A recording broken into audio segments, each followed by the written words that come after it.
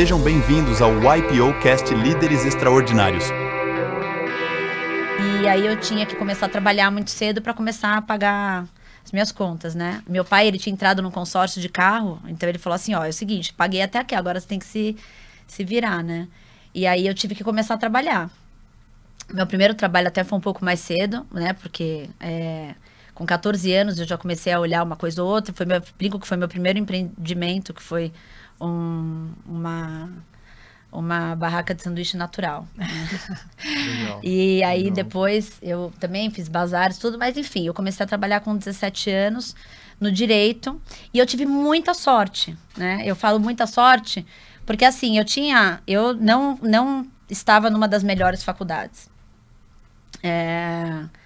Também porque eu entrei muito cedo na faculdade sem fazer cursinho, nada. Então, eu entrei com 17 anos, entrei na primeira, né? Então, eu entrei na FMU na época. E você tinha, naquela época, para você pegar os escritórios estrelados, você tinha que fazer USP, PUC ou Mackenzie. Então, eu peguei um escritório, que era um escritório muito bom, mas era um escritório um pouco menor, não era os top 5.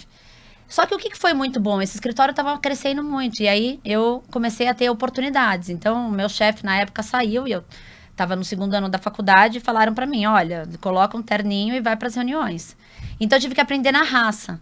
E eu acho que isso acabou marcando muito a minha trajetória. Então, eu não tive uma trajetória padrão de quem se formou na melhor faculdade, depois entrou no melhor escritório, e aí depois foi fazer o melhor MBA. Mas o fato de eu não ter esse diferencial fez com que eu tivesse que criar outros diferenciais.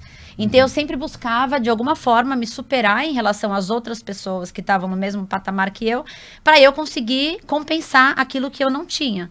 Então, por isso que eu falo que o fato de eu não ter entrado numa faculdade estrelada, no final das contas foi bom para mim, porque eu acho que eu desenvolvi outras capacidades que eu não tinha, que eu não teria se eu tivesse cursado, né, se eu tivesse um caminho mais, assim, standard.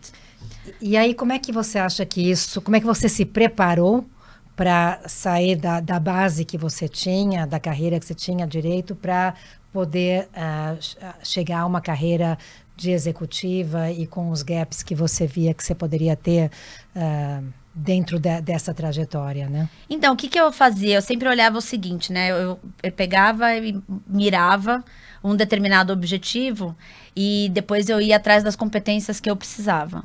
Né? Isso é uma coisa muito engraçada, né? Porque eu acho que isso acabou criando um pouco de uma capacidade interdisciplinar. Então, por exemplo, eu comecei num escritório, que era um escritório que trabalhava muito com licitações. Eu falei, não, agora chega de direito administrativo, imobiliário, eu quero fazer outra coisa.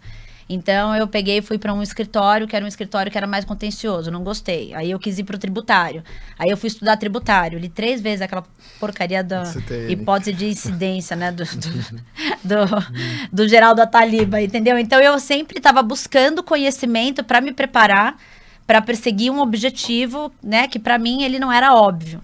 Então, eu sempre fui atrás do conhecimento. Então, sempre fui muito interessada. Fazendo cursos, né? Etc. Cursos, lendo e estudando. Eu sou a louca dos cursos, né? Assim, desde que eu saí da faculdade, eu comecei a fazer um curso atrás do outro, fazia um. Daí eu fiz, por exemplo, uma especialização na GV, depois já emendei no mestrado, aí fiz uma em contratos, e aí depois eu fui fazer finanças, aí... Então, isso fez com que eu tivesse uma formação mais interdisciplinar e, obviamente, com a formação vem o interesse e vem uma visão. Para saber mais, acesse o portal exame.com e busque pelo menu do site pelo canal Líderes Extraordinários.